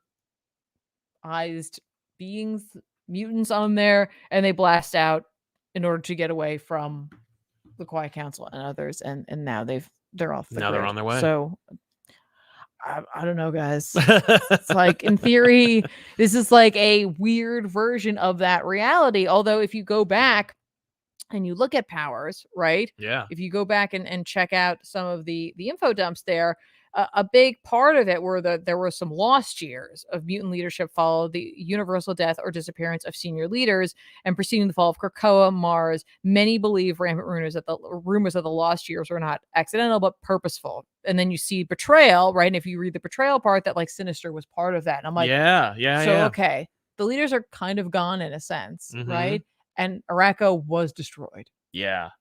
Oh. So like they're ticking the boxes, except in that future, they're fighting Nimrod. Right. And that's supposed to be at the 100 years. Right? Yeah. And where are we? This is also year like 100. Okay. So this is like an alternate version of that. Yes. Almost. It's like a cracked mirror, unless Nimrod does show up. In which case, this is it. Yeah. Well, it wouldn't be this is it, because that couldn't be possible, because Moira lived through that timeline. Yeah. So I don't know. I'm looking forward to seeing how this all wraps up. But I got to tell you, like, if you were a person who read through Powers and enjoyed it, I enjoyed it. Like, this is paying off here. And if not, you can just enjoy this book anyway. Yeah, absolutely. I think it's cool. But really, really enjoying this. And I think that if you aren't picking this one up, because I think some folk are like, what is this? Who cares? Yeah. Who cares? It's cool. It's just cool feeling. It has a similar feeling to when this all started with Hickman. Right. These three guys working together has that feeling of grandioseness without it being bloated. You know what I mean? There's something here. So if you like that early stuff with Hickman, you might really enjoy this. Yeah. Nuber reviews. Hey gang, I'm just wondering your opinion on trade waiting. I'm trying to condense my comic budget and thought it was a good move. Yeah, it's a great idea. I mean, the only thing is it will eat into the monthly sales, but like one person won't like affect it. The problem is when everyone starts trade waiting. Yeah. So your solutions are as follows. You can either switch from pre-ordering your books to pre-ordering your trades at your local comic book store, or you can buy them digitally and get your trades at like in-stock trades or discount trades and stuff like that. Or you could just buy your trades and hope that the comic book industry will continue. But without you. at least the pre-ordering your trades. So like if you're reducing your budget and just buying trades alone is enough to do that, pre-ordering the trades through your comic book store lets the comic company know, oh, I'm interested in this. Exactly. They know that there's going to be an interest when they print this trade. Exactly. But if you never pre-ordered in the first place and you don't plan on it, then just get your trades. And the trade market is such that it will hopefully react to your purchases. Chunky Jesus, have you all heard about Image and Boom joining up with Global Comics? Yes, I have. Global Comics is a competitor for Comixology. There's also another one. I don't remember what it's called, but there are like there are now 2 direct competitors to Comixology, and I believe that at the very least, Global Comics has all of them except for Marvel and DC. Like they have like Valiant, they have AWA, they have Image and Boom and Dark Horse. Like they have everybody. I gotta tell you though, getting Marvel and DC is a big one. They never will. I know, because Marvel Unlimited and DC Universe Infinite exist. It's the fact that the Comixology or Amazon still has them, and I think that's just. I wonder if it's a grandfathering. Yeah, it's just. Well, no, I'll bet it's because of sales. I'll bet it's just the fact that they can sell their monthly books through Amazon directly is actually part of their. I'll bet it's part of like a secret plot of theirs to be like, that's great. We don't have to sell the like direct brick and mortars. We can sell our books directly through Amazon. Like, couldn't we do that anyway? Couldn't we do that never? Like forever? Can they sell? Yeah, physicals through there. They could if they wanted. No, they were both distributors at one point. Not not for anybody but themselves. Josh Wallaba, Sal unplug his own show. One Shots, so I will. One Shots it's dead. That's a show that I used to do with Joel once in a while, where I would be like, all right, let's just talk some more, like after Elseworlds. I forgot about that show. Yeah, it's not really a show. It was just like extra stuff. I forgot about that extra stuff. Yeah, it was an extra stuff. But it has a name, so it's a show. It's true. It was a show. He also says, since it's Sinister so good, I'm almost mad it's only a trade paperback long. I totally agree. The synergy between these 3 creators is spectacular. It's just 3 very talented creators working on a common goal that happens to have a similar feel to an era of X-Men that a lot of folk enjoyed. Yeah. So I don't know. Preston Heron, do you guys think modern comics will be better if they were single issue storylines but also had a run sort of like New Bern was going to be? No.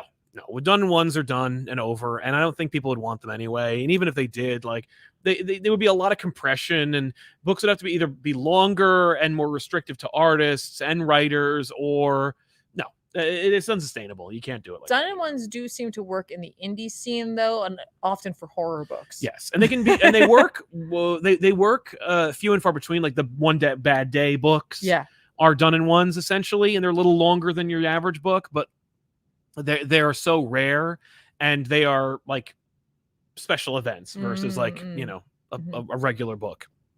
Zoinks. Hey, hope you're well. I'm loving Sins of Sinister and just saw it looks like Uncanny Avengers are coming back. Huckman co-writing the Free Comic Book Day issue. That's right.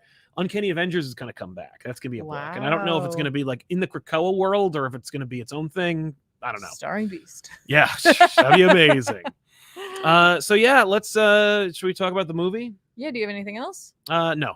All right, then yeah. All right. Wait, do we want to recommend books? Yeah, I guess we can recommend books now. It's up to you. I'm asking you. What do you think? Yeah, why not? So before Valiant closes forever, you should check out Exo Manowar Unconquered #1 from Becky Cloonan, Michael Conrad, and Liam Sharp. This is what an interesting pairing. It's a fantastic combination of creators for a character that is arguably the most recognizable Valiant character they have outside of like Bloodshot. I think Bloodshot's more recognizable. He is, but he's also a joke because his movie was a huge failure and his book keeps getting canceled.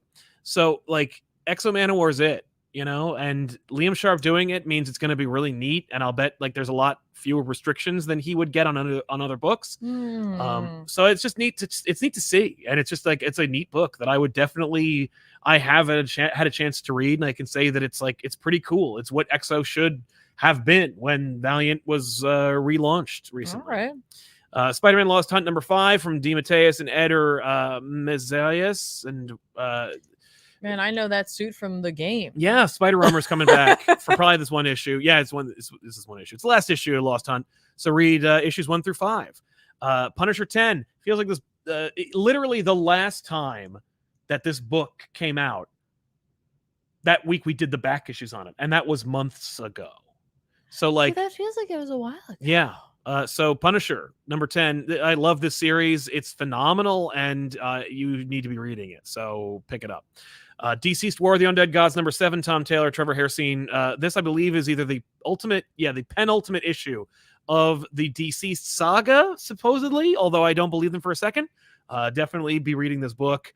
One Bad Day, speaking of which, Ra's al Ghul from Tom Taylor and Ivan Rice. Great combo, great character. Love to see it. Well, can't wait to read it. Batman Superman World's Finest, number 13. Hate the cover, love the idea. It's a fantastic story. Great combo of people, Mark Waid and Dan Mora. It's worth checking out. Superman number 2 from Josh Williamson and Jamal Campbell. If you want to know more, tomorrow is the next episode of All Stars with myself and Josh Williamson. We talk a little bit about Superman, but more we're talking about Green Arrow and how you should be pre-ordering that book. Awesome. We had Dennis Culver on talk about Doom Patrol, and I like their moxie, and I like their pitch for this, where they know how many issues the book's going to be, so they can prepare for it. So here's my suggestion. If you know a book's going to be like 6 issues and you know you're going to buy it, like if you're a Doom Patrol fan and you loved what Culver said on our show, or you love Green Arrow and you want to see Green Arrow continue, and you love Williamson and you think he's going to do a great job with Green Arrow, and you should see the art. It looks fantastic. And I think, we all agree that Williamson knows what to do with Green Arrow. It's going to be 6 issues. Tell your comic book store, pre-order me all 6 issues. Pre-order me the run of Green Arrow. Mm-hmm.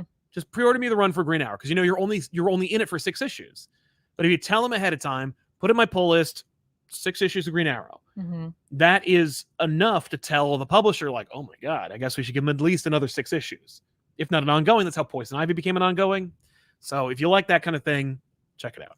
Also, watch the All-Stars episode of myself and Josh tomorrow. Yes. Shield number 11, the penultimate issue of this series from Rainbow Rowell and Andres No, I'm sorry. This book it's still going. Oh my God. It's still going. I'm almost done with this book, though the book itself is going to go at least for another 14. Not for another 14. No, just 14 issues. 14. This, it's fine. This book it petered out. Nightwing number 102, Tom Taylor, Travis Moore. It's a great series, and it's a little bit of like a supplement to the Titans series that is going to be the Justice League replacement, which is also written by Tom Taylor. So read that. Okay.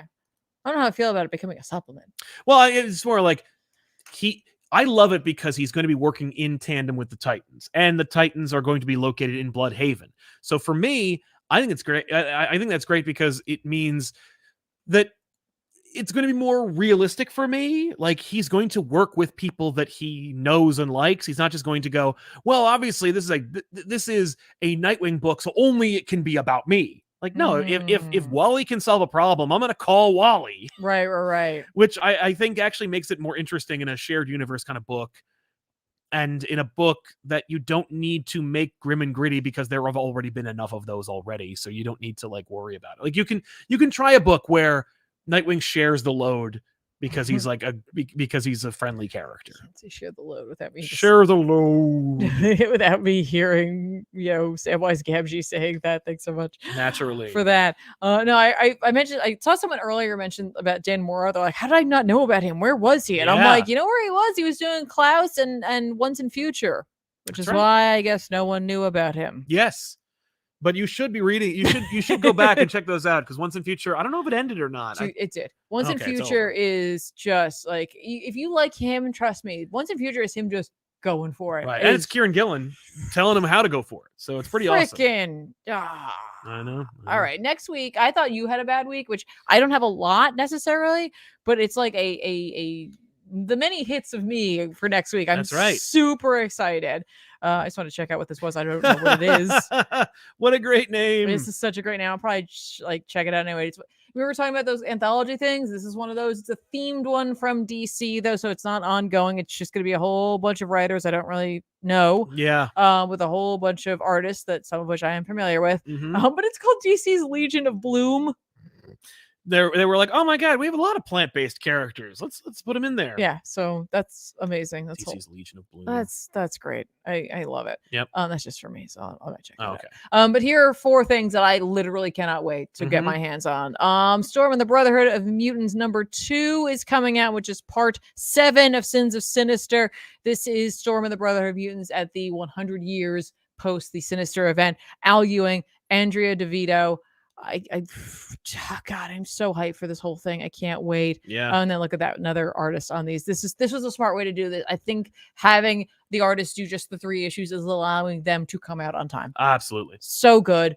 And also like to set the tone. Yeah. Like you're setting the tone for the years that it's on, It's right? true. Like, oh, all right. Swamp Thing Green Hell #3. Wow. This is it. Well, I got to go to the comic shop and pick it up. Oh yeah. Jeff Lemire, Sean Mull.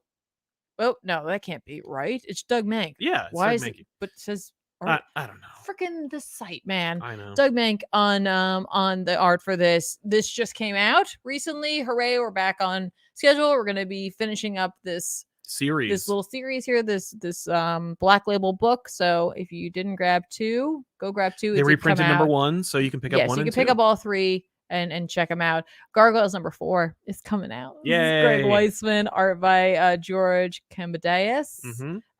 This is it's not even a guilty pleasure. This is a good book and it's a lot of fun and I don't care. I love Gargoyles and I stand Keep by buying that. it. I stand by that. Yeah. Yeah, I don't know who else is buying this. Nobody's arguing with you. Everybody likes Gargoyles. Nobody's like, Gargoyles, what a lame show. No, I don't think anyone's like that. But I think people are like, I don't know what that is. Why do you keep talking about it? I'm like, well, watch the show. It's on friggin' it's on Disney Plus. You can watch the entire show and then skip the Goliath Chronicles. Yeah, just watch all of that. And then Doctor Strange is back, everybody. Doctor Strange #1, written by Jed MacKay, with art by Pascal Ferry. Oh no, you're not a big fan of Pascal Ferry. He drew Spider's Shadow. You know what? We'll see, because the colorist did him dirty on that one. They did. Did him dirty. They did. It's Matt Hollingsworth, who I think actually was the colorist. I think so too. I'm gonna look it up. No, it wasn't Matt. It wasn't Matt Hollingsworth. Oh, okay, good. I will go look it up while we talk more. Okay, cool. Yeah. Because I'm excited. Yeah. I don't care. I'm excited. Yeah. Doctor Strange is back. And those great Alex Ross covers. Those He's gonna keep doing them. covers, You can click man. ahead and you can see them. Really? Mm-hmm. Oh, do I want to ruin it for myself? Oh, god damn it. Man, he's using the logo from the 90s run that he references. That guy's okay. Cover to be coming. Yeah. I like cover 2 the most. It looks like a novel. Yeah, these are very classic looking Doctor Strange images. This is amazing. But yeah, like what will Jed MacKay remember? Everyone, let's find out together. Let's hold hands and jump into all sorts of dimensional rifts and other dimensions with Doctor Strange. I can't. Yes. Clea's also going to be a part of this. We're like, that makes sense. Zelma's out. Zelma's out. You know what I am surprised by? No. I am 100% surprised that Jed MacKay is not like, you know what I remember? Topaz. Let's bring Topaz back. Well, why isn't Rintrah back? I think we had I don't know what the over under was, but we had odds on Rintrah returning. We did. And he didn't. But maybe because it's Doctor Strange now, Rintrah will return. The 2 of them could come back. So that'd be fine with me. Yeah. Yeah. Shazam! Fury of the Gods. This movie came out last week. This happened. We saw it. We did. If you are running to the theater right now and you don't have time for a review, here's our short non-spoiler review for Shazam! Fury of the Gods. It's pretty good. Yeah, it's fun. It was. I legitimately had fun. Yeah. It is a fun action romp. It's has more of a family feel to it. I mean, I think considering the number of children that were in the theater, I think a lot of folks thought it was going to be, and it did that thing. It definitely had some dark moments where I was like, well, that was Sandberg, man. He's just like, I'm gonna make this like kind of like family all ages book or movie, and also put in some horror because the first movie had the exact same thing. It did, and I didn't really remember that until we got into this, and I was like, oh yeah, and I was thinking like all these kids who were in the theater, and I'm like, they're gonna be cool. Oh, and the baby who was screaming their head off because like they were in the back right hand corner, and it wasn't so bad. Bad. And they left, like or at least they shut up. I don't know, but it wasn't so bad. But yeah, if you're wondering if you should check it out, I think you should give it a look. If you're looking for something to see. Yeah. This was like I said, it was Matt Hollingsworth. Oh no! I told you I thought it was. Well, all right. Anyway, so this is okay. So we're gonna talk about the movie. Yep. Then we're gonna talk about the post credits. Yep. And I think unfortunately for our time, we're gonna have to talk about like its implication on the DC universe because like that's a whole thing. Sure. Or we could just do that as a show on its own. Go into it. So yeah. This is a story. You know, it's a direct. This is a movie that is best looked at as a sequel to the first Shazam movie, and that's it. Oh, 100%. Like I think most of the people in the theater Did not even know there was like a shared universe. just liked the first Shazam movie and wanted to see the second Shazam movie. Exactly. And I think there's nothing wrong with that. No, and in fact, like it is not hindered by anything until it is, but it's a movie that is very much designed and executed to be a sequel to the last movie, and that's it. Which I'm kind of impressed by. Yeah. This is a story, obviously, where they're like, okay, well, it has a lot of sequel tropes. Our character has, settled into their role as a hero, but they have some self-doubt, which of course they require. Some self-doubt, some imposter syndrome. Yes, exactly. And then they end up, conquering that doubt and saving the day. Like, it's a superhero movie. But we set up the whole like family aspect, the Shazam family, and we pay that off in this, where we're seeing how they manage it and what they're doing with it and how they explore their relationship with each other and with being heroes, though it doesn't feel bogged down. I remember one of my issues with the Shazam family is I'm like, I don't even care about one Shazam, I got 6 more. And this one doesn't do that thing where they're like, these look at all of the Shazams, and it's like, so it's really distracting. No, they focus their energies. They were like, who are the main characters of this movie? So the like Sailor Moon fan in me is You're like, like, I love look at all this, Right. all color coded, and there's 1v1 I love the most. Yeah, that's true. That's 100%. Right, but you also get a show where we can do a Jupiter episode. We can focus on Mars. Like, we don't have like in this we have 90 minutes. I know. I'm just saying that like it was 2 hours and 10 minutes. Oh, was it really? Yes. It went pretty fast. It Although did. I felt like it could have been trimmed down. But like, I know you did. Not by much. I liked the pacing on the pacing was good. No, it was good. Mm-hmm. But yeah, a lot more Shazam, by the way, in this. A lot more, almost as though they were like, for some reason it felt like the filmmakers didn't like the actor for Billy. Right. I was like, what happened? Or they're like, Asher Angel needs to go. We gotta really focus on Zachary Levi. Like, I loved the amount of Freddy we got. It felt like they decided that Jack Dylan Grazer was the fan favorite and not Asher Angel. And they were correct. I like Asher Angel. I think he's going places. But he's got some moxie. No, I will say I think they needed to balance that a little better, because some of the charm I think of Shazam is the dichotomy of like, what's the point? Yeah. Why am I watching a Shazam movie if not to see like this kid try to deal with it? The only problem that I had, and I think we've talked about this off mic, was the fact that like clearly Levi and Asher didn't coordinate. Angel, it's just so weird to say out loud, but Levi and Angel didn't. It's Angel. It's Asher Angel. Oh yes, you're right. But Angel and Levi did not coordinate their character. They did not go like, it wasn't like Levi shadowed Angel and like worked out how they were going to play it, but you had a good justification for it. But like, if you just watch it and you're not thinking about it, Angel has more maturity than Shazam. Like, Billy is more mature than Shazam is, and that presented for me an issue.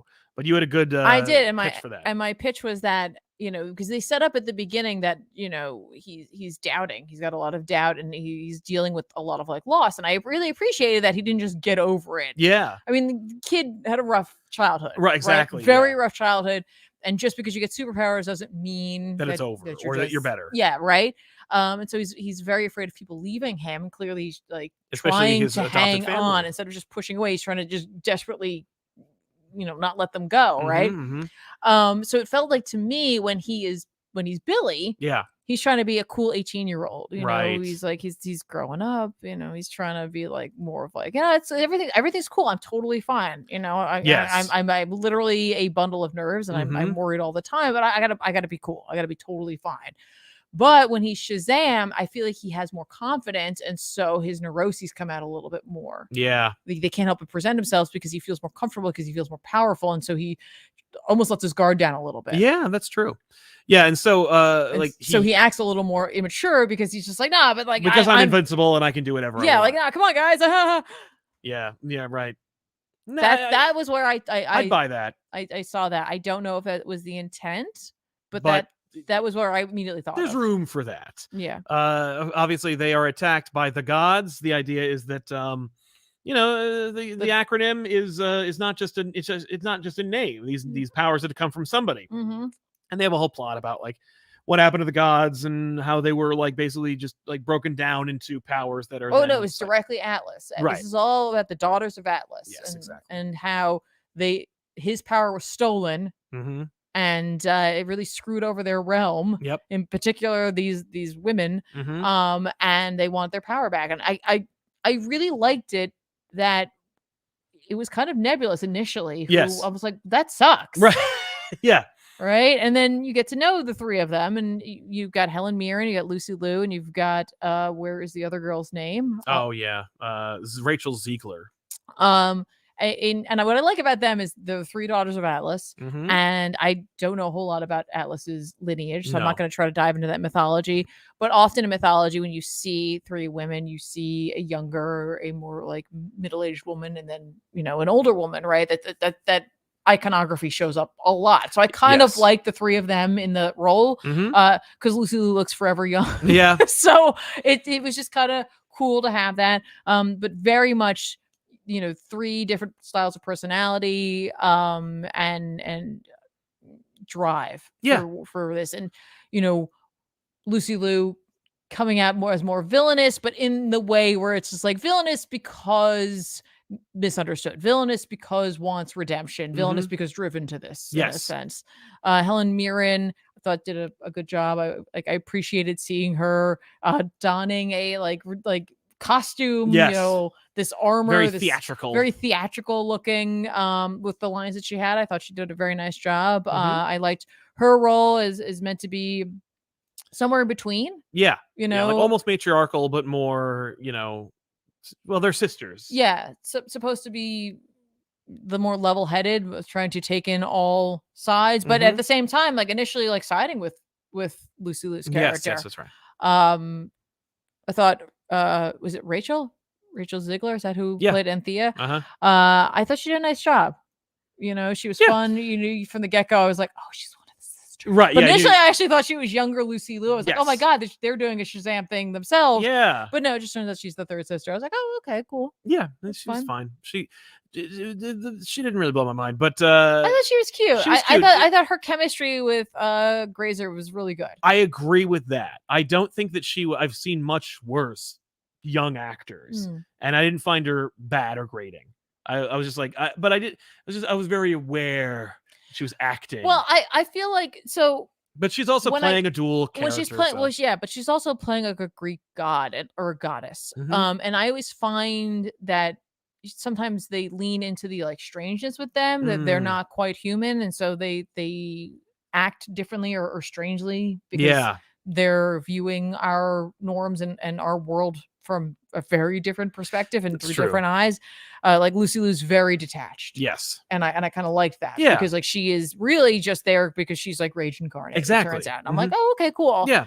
No, and it plays their strengths too, because I don't know if Lucy Liu is a terrific actor, but the fact that she is, but like you need to get, like, if you want to get Lucy Liu in the movie, you give her this. Yeah, okay. And you let her play like Rage Incarnate. So it's like, okay, you got one emotion, you play it, know, and then she does, and it's like, oh, that worked. And I Helen Mirren, she's femme fatale. She's, I love that she's still like she's making movies and like she's challenging herself, doing different styles of role, like different role styles. And I'm not saying it was her flipping around and jumping, but I do love that it was her character that was doing that. Yeah. And like her character has to react to that. So she gets to play this like more action oriented role in a superhero movie. And I'm like, that's kind of fun. Agreed. Not that she hasn't done action oriented things before. She certainly has, but doing a superhero version of that is obviously a little different. Yes.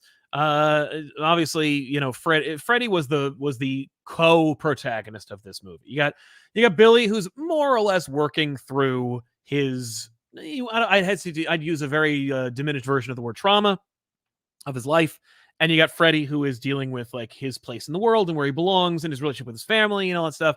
And that was really fun to watch because, of course, like, Freddie doesn't need to go through like a full arc. It's just, but he is like our kind of ride along character throughout. And that's really great. there's not much for the rest of them to do, but they do it well, whatever they're doing. You know, they're supportive. They have their own funny jokes. There's a cute little moment about, you know, coming out, which I really appreciated, the family really coming together on it. I loved that moment, and I loved his what I portrayal love, was great. you know, it's like moments like that I'm like, you know what, the writing in this movie is pretty good. It's pretty good. Because that tells you the whole story of how tight that family is. That they're like, no, we knew, but it's not our place to take that from you. Like when you feel comfortable, you would tell us. But because we're all so close to one another, we really do care about one another and love one another. Of course, we're tuned into who you are like, emotionally. we pay attention to you. Exactly. And I was like, without having to say any of that. Yep. That moment just gave me that story. And I was like, that's solid. No, it is. And there's a lot going on in the movie. Like there are a lot of threads, you know, there's Billy in his relationship with Rosa and the fact that like he has, of course, like abandonment issues from his mother. There's his like attachment to Freddy and his desire to like keep Freddy close to him and not let Freddy grow and escape him. But like, so there's a lot of different elements for Billy, for Freddy, for the kids. Yeah. Even Mary Marvel has something going on where she's like, I am too old to be hanging out with you guys. I need to be going to college. I want to go to college, and I didn't. Right. To do this. To be responsible or to help out the family. Yeah. But you know, it's time. Like I need to do my own thing. Right. And going back to the Rosa thing, I'm realizing now as we're talking about it that again, a little bit of like just a bit of writing that could pass you by or not, but tells you a nice bit of story or does some support. You know, the fact that he doesn't call her mom. Yes. You know, is a way, I think, to prevent her from leaving. He's it keeps her separate. Like, well, I think he's afraid. If I call you mom, you'll leave me. Yes. But then at the end, when he's finally able to do it, he realizes he's like, no, they're not going to leave me. Yeah, exactly. Like after she's like, you're not going anywhere. Right, exactly. He calls her mom. And I'm like, oh, that ties in. There's a lot of like setup and payoff in this movie where you don't see that a lot in these kinds of movies. That's like why we're giving this movie, I think, a lot more credit than most folk would, because like it's not smart. It's more well executed. Like it's a masterclass in script writing, and an execution of script writing, and the story feels cohesive. Like you feel more satisfied seeing this than like Ant-Man 3. Because which I did actually, right? Because like I think they're both comparable because they're both very like diminished versions. They're diminished characters in their respective universes. Like nobody thinks about Ant-Man, nobody thinks about Shazam, and yet they are also you're not gonna overspend on these movies, or at least you shouldn't. But Ant-Man had a problem, which was just like too many cooks in the kitchen, too much work, one writer somehow. But it didn't feel like it. Well, I think one writer with maybe a lot of feedback. A lot of changes, a lot of horses switching midstream. This one vision. Well, it also helps too that, you know, again, I don't want to make this a Marvel versus DC thing, but like just in terms of feeling how like Ant-Man 3 didn't feel like the movies that came before it. Exactly. The other two movies that came before it. This felt like the movie that came before it. Yeah. No, this is a sequel to Shazam. Yeah.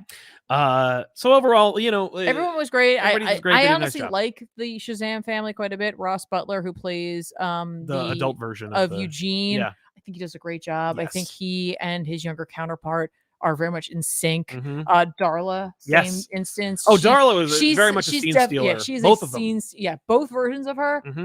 Oh, those two, I like to think in my head they hang out on set and are super. Now that's a thing where they really do work together. Like you can see like they're like that is Darla in there.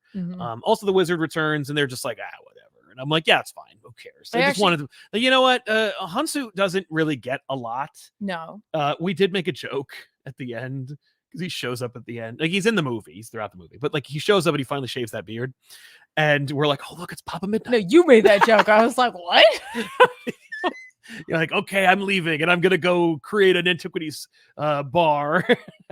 Like it's but because he's wanted to play Black Panther since forever, and like all he's been able to do is like these bit parts, and I really feel bad because like he's a great actor and he could be really cool. And he's been like, he was like, I'm a Kree guy and I'm Papa Midnight, I'm the Wizard Shazam. You know, it's like, man, that sucks. You get to be. At least he got to come back. He wasn't just done. But like, I'm glad he gets to come back and he gets to do more with his character because he's like, you know, I'm a sage character. I was supposed to show up and give powers and leave. That was my job in the first movie. And this one, it's like, do something with him.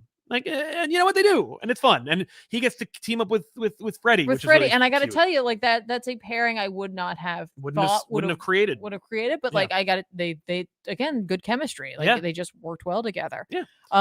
There's there's a little character who shows up, Steve the Pen. Yes. I think for a lot of people that will be like a bit of a scene stealer I as think well. so. Yeah. It's a silly little, very useful character that they were able to do a lot of like bits with, and I think those bits hit. They do. They land. They definitely land. There's a great section or bit or scene with Helen Mirren. Yeah, Helen Mirren sells the joke. Sells that joke. Yes. No, she really sold that joke, that they set this joke up and then we get to see it delivered. Yep. It does come back throughout. But Yes. that one in particular, I was like, Yep. that was, I did not see that coming, and I didn't see them sticking with it as long as they stuck with that scene. Yes. But it really did work for me. Yeah. And then of course there's the ending. I heard I heard there were reshoots, I heard there were ideas. I don't know, and I don't care. No. I'm not interested in like I'm just not interested in the back in that. But in terms of spoilers, he does the superhero sacrificial play, which is like such a trope at this point, and they He does it. You know what though? I thought it was less of a superhero worked. sacrifice and actually more of a Star Trek Spock sacrifice. Yeah.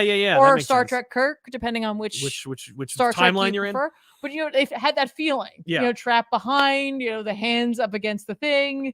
Yeah. The needs of the many. Right? I was like, all right. Yeah.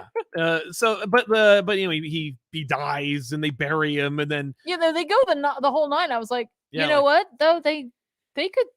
Yeah, they're not gonna kill him, but they could have. But they could have. Yeah, and they wrap it up in a nice way, and then they have the big cameo, and the big cameo is really I think earned because of the character's connection to the mythology associated with Shazam. And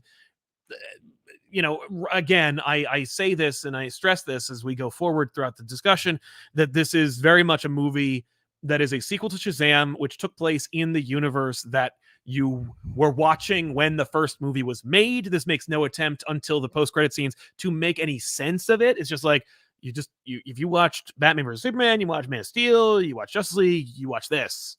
These are all the same things. Mm-hmm.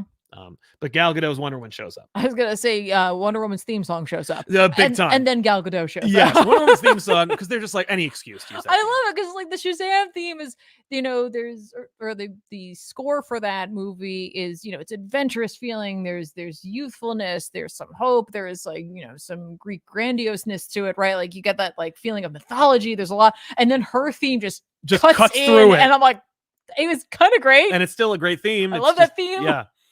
It's the only thing from the music that I can remember. Yep.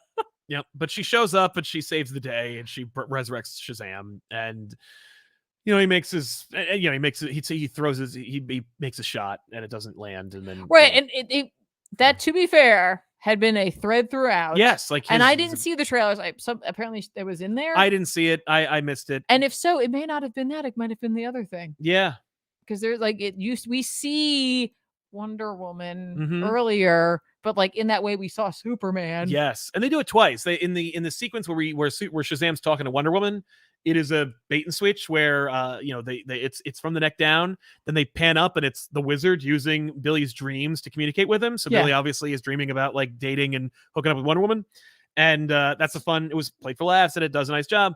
And then in the end, they do the same thing where she walks in and it's from the neck down, then they pan up and it is her. Yeah, and you're like, I've heard rumors that it was deep faked and stuff like that. Again, I'm not interested, and it wasn't terribly bad. I didn't notice or care. Right. But but in terms of people speculating what that means, I mean, unless they're setting up War of the Gods, which they're not. It's just, but it makes sense. It makes sense. You're dealing with Greek gods. You got Wonder Woman. If someone's going to show up, it would be her. Exactly.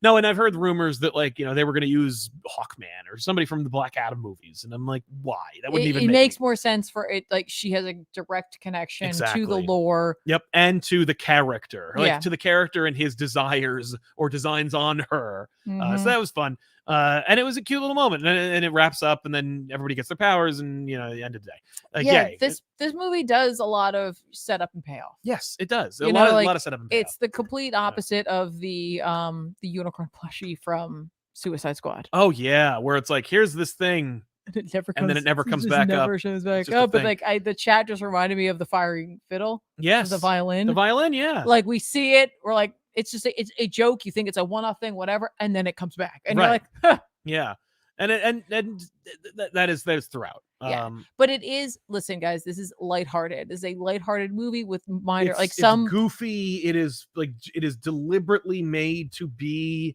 like for all ages. Yes, it does have some dark moments in it. We do ramp up to that. So if you are going with your family, trust me, you're going to know when it's happening, so you can be prepared for that. Exactly. But if you're going in looking for something super serious or like super action packed, there is action, but it's fun. Right. It's not gonna satisfy your desire for like, the Snyderverse to be restored or for it to be like a substitute for the MCU or anything like that. It's just a fun, cute little movie. Right. And I gotta tell you, there are a lot of Greek mythology characters or like monsters who show up. There's we got harpies and cyclopses and minotaurs and a chimera. And they look good. They do. Like they look almost like old school, like super old school claymation. Like there's like something about the way that they are rendered, but they look good, and it's frightening. It is, which of course reminds you of when they brought the sins out in the first movie and how good they looked, how unjustifiably good they looked. Yeah, they look good in this too, but they were also it was good design, and they're not nerfed for the sake of the movie. Like they are scary, and there are stakes. You know. Oh, right. It's a manticore, not a chimera. It was a manticore. Yeah. Sorry. I tried to name it in my head. I've got chimera on the brain. You do. It's true. Sinister. But this is and then there's the post credit scenes, which is a completely different conversation. So good stuff. Also, there is a post credit scene, and that is the real post credit scene. Yes. You want to see this as a complete thing where you're like, I just like Shazam. You watch Shazam 1, this movie, then before the mid credit scene, you go to the bathroom. And then watch the post-credit scene, because the post-credit scene is, again, played for laughs, and it's really, really fun, and it's way better than the ant playing drums and Ant-Man or, Captain America telling you that you missed out, that nothing's important, nothing fun's coming at the end. But it is not. It's a payoff in its own right, because of the last post-credit scene in the last movie. Then there's that mid-credit scene, and that one is the elephant in the room. And the mid-credit scene is the thing where clearly they shot that 2 weeks ago. And right, I actually forgot what it was. Yeah. You'll see it on TikTok and all over the place. Yeah. You've probably seen them already. If you haven't seen the movie, you probably saw the mid-credit scene. Mid-credit scene clearly shot either by James Gunn or by James Gunn's brother or something. And it's in the DC universe, and it's setting things up. It's certainly in the Peacemaker universe because what's his name? Economos and and his wife and Hargrove. Yeah. Oh, we're gonna get there, folks. But the two of them are recruiting for the Justice Society, which is actually set up in Black Adam because apparently Amanda Waller developed the Justice Society, which included Dr. Fate and Hawkman and everybody like that. So they're recruiting, and so they go to Shazam and they meet with him. And they encourage and they invite him to join the Justice Society, although he thinks they're going to say Justice League. Harcourt. Thank you. But that wasn't me. That was Chad. Yeah, that was my fault though. I said Hargrove. Who the hell's Hargrove? Oh, he's the character from the Deadly Bees. Anyway, so I was thinking about this and how it fit. So it sets it. Okay, so this is so complicated and frustrating and insane that it won't work. This movie takes place in the Peacemaker universe, where Harcourt and Economos live, and all that stuff happened, and also the Black Adam movie is canon in this. We're still pre-Flash, so why shoot this scene if it's going to be rebooted? Well, I mean, you could make the argument because it's going to be a crisis that some things are pretty much the same, if not similar. Right. So you're telling me that the only thing that will be different in this new unit, you know what I mean? We're rebooting. We're getting a new Batman. We're getting a new Superman. Right. But we're going to keep Gal Gadot as Wonder Woman and Shazam and Peacemaker and maybe Aquaman, unless that movie tanks, which of course all indications suggest it will, because apparently it's really bad. and costs too much, and he wants to play Lobo anyway. You know what I mean? Like, it's just like, and it was made, and we have to put it out because we can't backroll that movie. It cost $200 million. Like, I don't know. It's just, it's really, it's vexing because you didn't need it.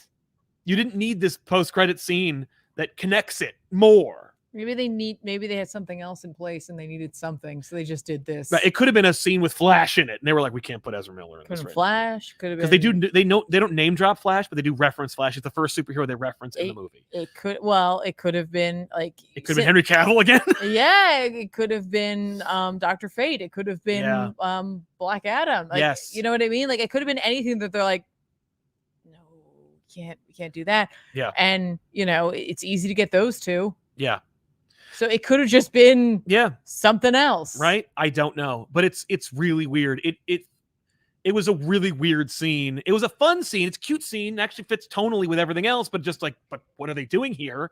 I think it's like, I would not put stock in it as an indication of the future of the DC universe. I wouldn't worry too much about it. Like, things will unfold, and then we can start going back and speculating more. But like, for right now, I would not look at this as I wouldn't worry too much about it. I wouldn't think about it. It's one of those things where unless you just derive pleasure from things just being connected to things. Well, or like just having thought exercises. Like, there's nothing wrong with that. Yeah, this could be a great conversation starter. One we don't have the time for, but but there's nothing wrong with that as well. Yeah, no, it's true, and it really is. There's nothing that says Peacemaker isn't part of the Snyderverse or whatever you want to call that stuff, the DCEU, basically. So it's like, yeah, this is still, but it already was. We already knew that. What do we need Harcourt in here for? I don't know. And I don't know what James, and by the way, when I said James Gunn directed, I just made a joke because like, it was clearly not made when they made that movie. Right. Or maybe it was, I don't know. Shazam acts completely differently in that scene than everything else. It's weird, but, yeah, I'd say if you are looking to like catch a matinee, or if you want to see a movie with some friends on a Friday night, this isn't bad. No, it's fun. And it was fun, and it's cute. Fun. If you're looking, if you're one of the, like, if you're just an MCU fan that's looking for something to kill some time, and you're like, look at it, how's this gonna, don't worry about that. No one wants to think about that. Least of all, the people who made this movie. Like, David F. Sandberg does not want to think about how this connects. Mm-hmm. Although it does. Like, he's like, it connects to whatever was made. And yeah, it's just I had fun watching it. I had fun for sure. But yeah, I would watch it again. Yeah, I'd catch it again. It was cute, when it's out on HBO Max, right? Which will probably be next week. I enjoyed the first one, so I would enjoy this as well. So let's talk about some super chats, and then we will say goodbye. Jose Rivera, or Young Goku number 1000, says y'all's trade/Jump Comics discussion feels like the move for Marvel and DC, and it'll take 10 years too long for that to happen. Love the talk. Well, thank you very much. I hope not. Maybe Sal and I should put together a PowerPoint presentation and bring it over to them. Oh, Why Try I Sweat says that cameo at the end was straight up filmed a week ago, or am I crazy? No, I think you're right. Aiden Hamilton, random comic I always think about and want to suggest, Joker Annual 2121. Story and art both are great. Never hear anyone mention it. I didn't read it, so I will definitely check it out and get back to you on that one. Vance Lindsley, hey gang, jealous of the gold X-Men deck. I got the Prismatic. Besides a comic shop, I also work for a skateboard company. Nice. That's awesome. I'll have to see more of those. Just some guy with a mustache. They didn't save Batman. They just let him walk off a building. No. Also, I didn't realize how much I needed to see superheroes save citizens. That's true. I forgot that. Yeah, the Dietrich Bader. Yeah. And it was nice to see superheroes like being superheroes. It's always fun to see. In his in the credits, he was like a ghost. What? Yeah, when they showed his name. Oh yeah. It was the people who died. Ghost. Yeah, because I noticed that guy. That guy was like, "Please don't kill me." Yeah. At the museum. They were both ghosts. That's awesome. And that's it. So thanks a lot for hanging out with us, everybody. Sorry about that, everybody. Sorry about that. That's weird. I guess we'll have to solve this webcam problem before the next time. That's right.